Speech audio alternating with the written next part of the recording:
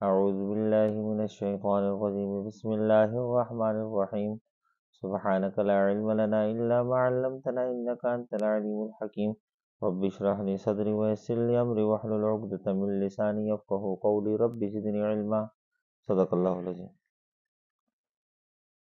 آج کے سبق میں انشاءاللہ تعالی آخر میں ایک عمل ذکر کروں گا، ایک وظیفہ ہے، حدیث پاک سے بھی ثابت ہے، ہر قسم کی آفت سے حفاظت کے لیے انتہائی مجرب ہے۔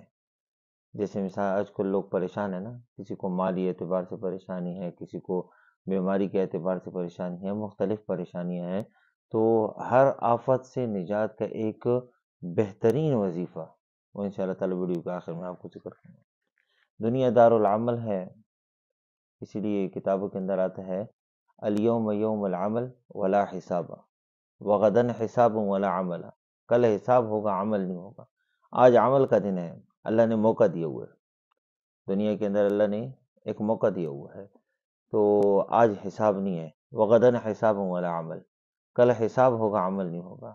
بعض اوقات اس طرح ہو جاتا ہے کہ مکافات عمل کے طور پر دست بدست انسان کو دنیا کے اندر بھی اس کا بدلہ مل جاتا ہے، اس کا ریوارڈ مل جاتا ہے، لیکن اصل جو ہے بدلے کی جگہ جو ہے نا وہ آخرت ہے۔ ہاں، دنیا جو ہے وہ عمل کی جگہ ہے۔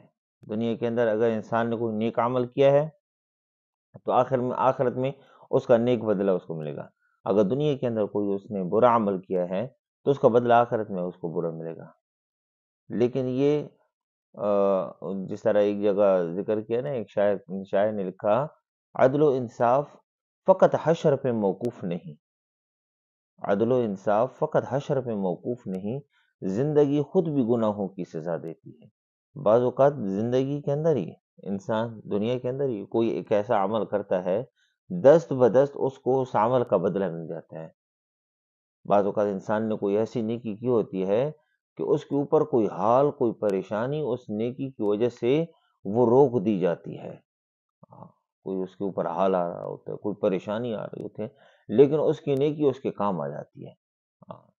اس طرح بعض اوقات کسی کو بہت بڑے حادثے سے بچ جائے نا، تو کوئی کہتا ہے نا اس کو کہ آپ کا کوئی ہاتھ کا دیا ہوا کام آ گیا ہے، یعنی آپ نے کوئی ایسی نیکی کی تھی، وہ نیکی آپ کے کام آ گئی ہے۔ ہاں، اسی طرح انسان کے اوپر بعض اوقات کوئی ایسا حال آ جاتا ہے، اس کو خود سمجھ آ جاتی ہے کہ فلاں جگہ پر مجھ سے ایک نافرمانی ہوئی تھی اللہ کی، میں نے کوئی ایک ایسا گناہ کیا تھا جس گناہ کی وجہ سے میرے اوپر یہ حال آئے۔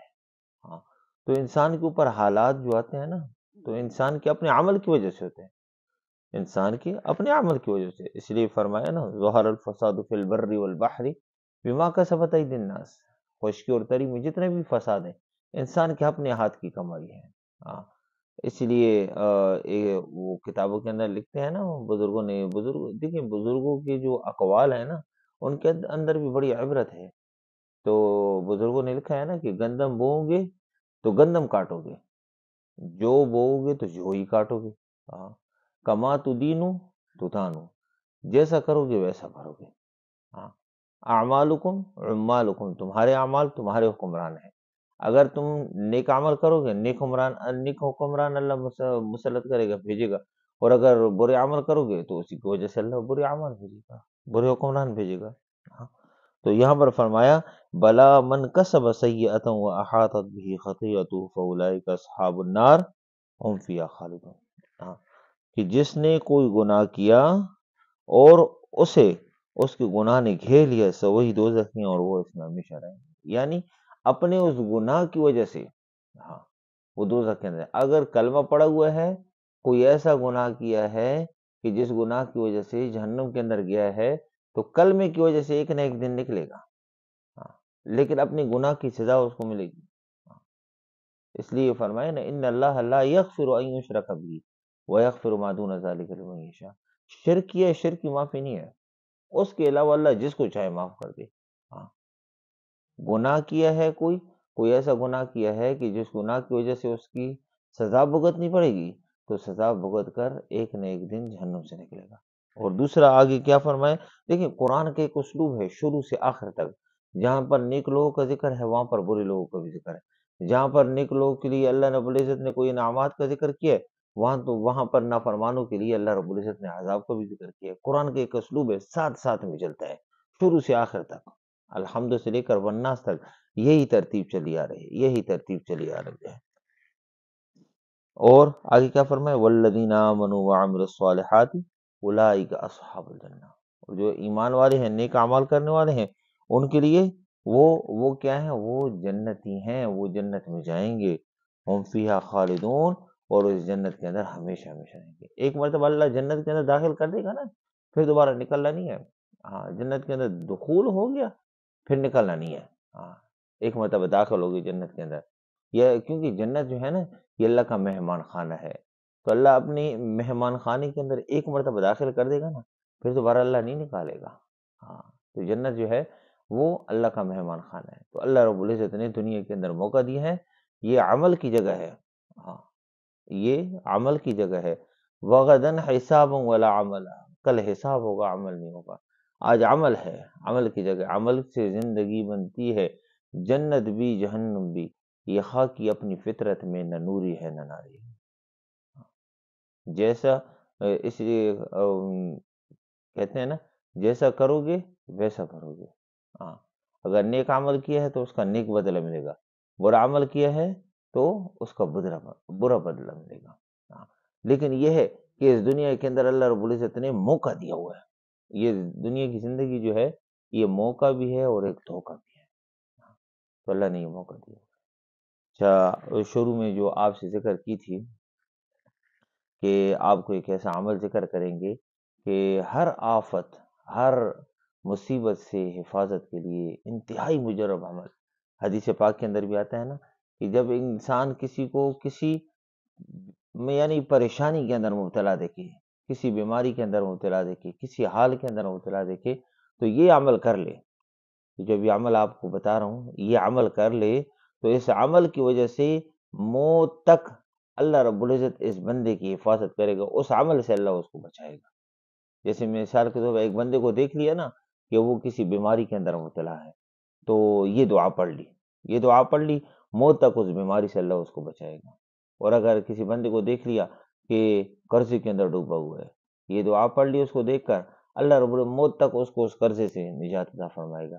کسی بندے کو دیکھ لیا کسی بھی پریشانی کے اندر مبتلا ہے، کسی بھی پریشانی کے اندر مبتلا ہے، اللہ رب العزت موت تک اس کی حفاظت کرے گا اگر یہ دعا پڑھ لی۔ اب وہ دعا کیا ہے؟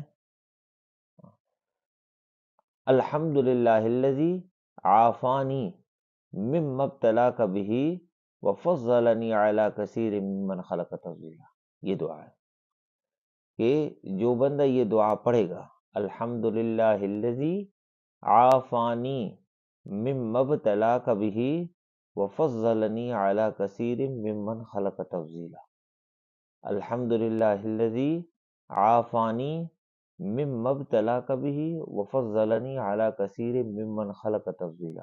اگر کسی کو یہ دعا کی سمجھ نہ آئے نا تو ڈسکرپشن کے اندر انشاءاللہ میں اپنا واٹس ایپ نمبر دے رہا ہوں، تو واٹس ایپ پر بھی رابطہ کر سکتے ہیں۔ انشاءاللہ تعالی میں وہ دعا آپ کو واٹس ایپ پر بھی بتا سکتا ہوں، لیکن یہ عمل ضرور ہے، کیونکہ اگر عمل نہیں ہوگا تو پھر فائدہ نہیں ہوگا، اگر عمل کریں گے انشاءاللہ تعالی فائدہ ہوگا۔